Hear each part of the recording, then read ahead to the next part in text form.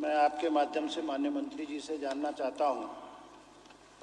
कि रूस यूक्रेन युद्ध में ऑपरेशन गंगा के तहत मेडिकल की पढ़ाई करने वाले उत्तराखंड के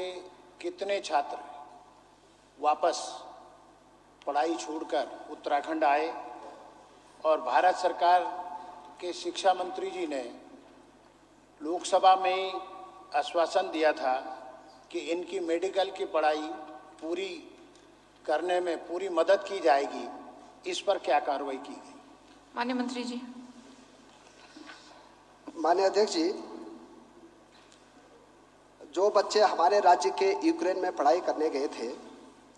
उत्तराखंड राज्य आपदा प्रबंधन प्राधिकरण के प्राप्त सूचनाओं के अनुसार 13 अप्रैल 2022 तक उत्तराखंड के 264 विद्यार्थी यूक्रेन से भारत आ चुके हैं, जिसमें अल्मोड़ा के 3 बच्चे हैं,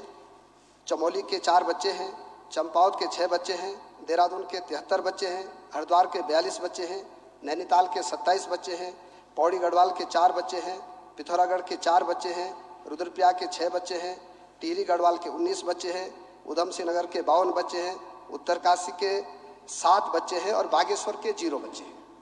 टोटल 264 बच्चे जो है यूक्रेन में पढ़ाई करने गए थे। और जब वहाँ पे दिक्कत हुई तो भारत सरकार ने सभी बच्चों को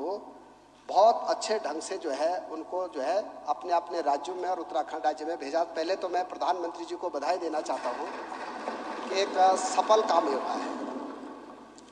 अब जो माननीय विधायक जी कह रहे हैं कि क्या उन बच्चों को पढ़ाई जारी रखेंगे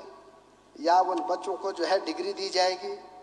अब मेरा ये कहना है कि माननीय विधायक जी भी बहुत पढ़े लिखे हैं और बहुत अच्छे आदमी भी हैं, कई अच्छे क्वेश्चन वो पूछते रहते हैं, लेकिन उनको ये भी पता है कि एनएमसी की गाइडलाइन पूरे भारतवर्ष के लिए तय है और जो मेडिकल चयन शिक्षा बोर्ड है भारत सरकार का या राज्य सरकार का, जिसको हम एनएमसी कहते हैं, उसके तहत ही मेडिकल के बच्चों की पूरे भारतवर्ष में पढ़ाई की जाती है। तो जो बच्चे यूक्रेन पढ़ रहे हैं उन बच्चों को घर वापस लाना ही एक बड़ा काम था और मुझे लगता है कि अब सामान्य स्थितियाँ जैसे बन गई अब तो बच्चे धीरे धीरे अब वहाँ पढ़ाई करने के लिए जाएंगे। और चूंकि अब सवाल ही भारत सरकार का है, अगर भारत सरकार कहेगी कि भाई ये बच्चों को हिंदुस्तान में पढ़ाया जा सकता है या उनकी डिग्री यहाँ वैलिड मानी जाएगी, तो उसमें अब क्योंकि प्रश्न ही भारत सरकार का यूक्रेन का है, तो इसका जवाब मैं क्या दे सकता हूँ सदन। माननीय अध्यक्ष जी, भारत सरकार के माननीय शिक्षा मंत्री ने सदन में आश्वासन दिया है, तो निश्चित तौर पर वो भी पढ़े लिखे होंगे। मैं तो ये चाह रहा था उन्होंने किस आधार पर दिया।